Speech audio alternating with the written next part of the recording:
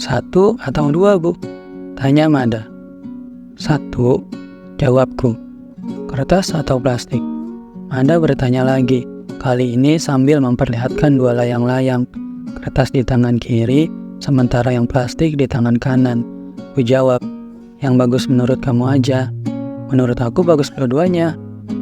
Jadi mau beli 2? Mada diam seperti menimbang-nimbang sesuatu di dalam kepalanya. 3 detik kemudian dia menyimpan layang-layang kertas. Dia selipkan di antara layang-layang lainnya yang tersimpan di dalam kardus. 1 aja deh sesuai kata ayah, simpulnya. Sudah aku duga, Mada pasti taat kepada apa-apa yang diperintahkan ayahnya. Selesai bertransaksi, aku dan Mada beranjak dari toko layang-layang. Kami jalan bersisian dengan saling berpegangan tangan. Kenapa cuma boleh 1 ya, Bu? Tanya Mada sedikit mengeluh. Coba nanti tanya ke ayah langsung, jawabku. Mada diam sebentar, lalu mengangguk. Menjelang libur sekolah seperti sekarang, di tempat kami tinggal, entah mengapa selalu muncul fenomena musim layangan. Para pengrajinnya selalu punya pola tersendiri. Aku tidak keberatan. Ini hal yang positif karena saling menguntungkan. Pedagang dapat uang, pembeli dapat senang. Mada salah satu yang mendapat senang. Dia adalah pelanggan tetap. Tiap sore, dia membeli 1 layangan. Hanya 1, tidak pernah lebih. Setiba di rumah, Mada mendatangi ayah yang duduk di atas kursi kayu di teras depan. Karena terlalu fokus ke HP, ayah tidak menyadari kehadiran Mada. Yah, panggil Mada. Ayah terkaget. Katanya sambil buru-buru memasukkan HP ke saku celana. Ada kepanikan terselip di raut wajahnya, seperti anak remaja yang habis ketahuan mencontek. Aku mau nanya, kata Mada. Tentu, Mada tidak sadar akan reaksi aneh pada ayah. Usianya baru 7 tahun, kelas 1 SD. Terlalu dini untuk dia sadar akan hal sedetil itu. Lagi pula di tangan dia ada layangan. Pikirannya pasti penuh dengan main, dan main. Berbeda denganku yang langsung punya kesimpulan meski hanya dari ekspresi. Jika ini feeling, bukankah feeling seorang istri tak pernah salah? Nanya apa? Kata ayah balik bertanya ke Mada. Kenapa aku nggak boleh beli layangan banyak? Buat apa banyak-banyak? Buat main lebih lama. Soalnya kalau cuma 1, kalau putus, main layangannya selesai. Nggak akan putus dong. Pasti ayah jaga baik-baik. Kalau ada musuh yang mau mutusin, ayah lawan pakai kekuatan penuh. Mata Mada menyala. Menang terus ya? Tanyanya. Ayah mengangguk mantap. Iya. Mada melompat-lompat kecil dengan kedua tangan meninju-ninju udara.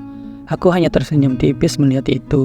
Melihat Mada bak superhero dan ayah sang pengendalinya. Mempertanyakan hanya boleh beli 1 layangan, bukan kalimat baru yang keluar dari mulut Mada. Cukup sering, pertanyaannya itu-itu saja. Jawaban ayah yang bervariatif.